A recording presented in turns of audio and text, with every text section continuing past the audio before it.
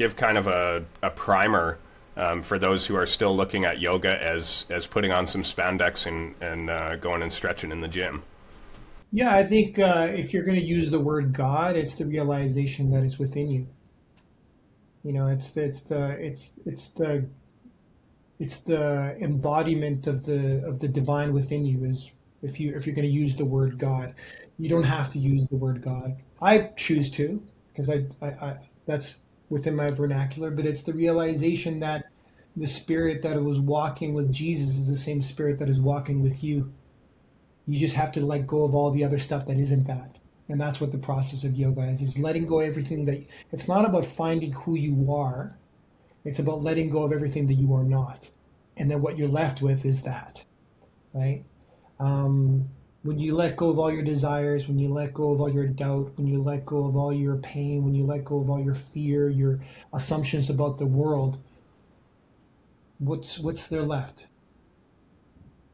Um, if it's despair, it's not that. If it's a if it's a deep sense of not happiness, but deep contentment, that's closer. It's not the pursuit of happiness. It's not the pursuit of anything. It's the unveiling of what's there. That's what yoga is. And so the asana practices, the postures, is really just working on the chemistry of your body. You know, all these postures and you with the yogis with their feet behind their head and all this stuff. It's like, yeah, they look fancy, but actually there is a purpose because every single posture that you do creates a frequency within you. When you do a deep back bend, it creates a very specific feeling. When you do a forward fold, it's a completely different experience. The mastery is using all of these different frequencies to unlock the lock. You know, like have you ever done a yoga practice, a yoga class? A good yoga class, when you go into shavasana and you lay down, you disappear. The body's gone, the mind is gone, and you're in this incredible space where you're like, you know, and that's kind of the step one. But that process of getting there has been unlocking. It's been like, you know, when you have a lock and you have different numbers, it's the same thing. Every posture is like a different number. It's got a different frequency. And then when you combine all that work and you intensify the work, you bring it to like this incredible heightened state, and then you let it go. It's the letting go that you are working yourself towards in a yoga practice. And I'm talking about the physical practice. It's not about the postures. It's about actually what comes off with what comes up when you let go of all the postures. And and it's called Shavasana, which is like Shiva's pose or like the corpse pose, right? So what is that saying? It's the practice of death. Yoga is the practice of dying. It's the practice of really dying in this moment so that the next moment you can be reborn. And you're doing that again and again and again and again because you're creating a different groove.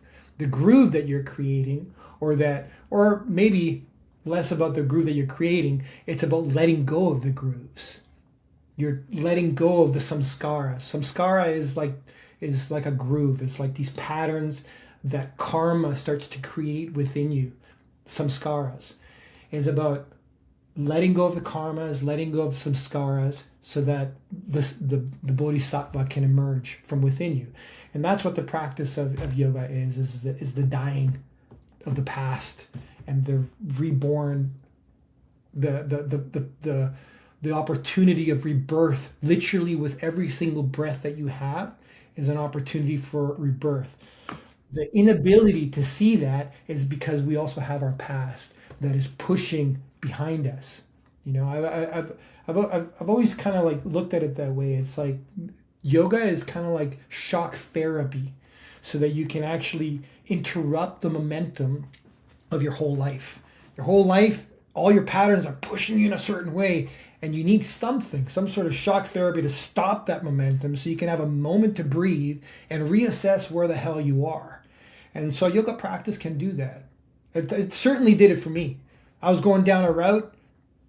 I was able to land onto a practice that was able to like break my momentum. But it took about 10 years.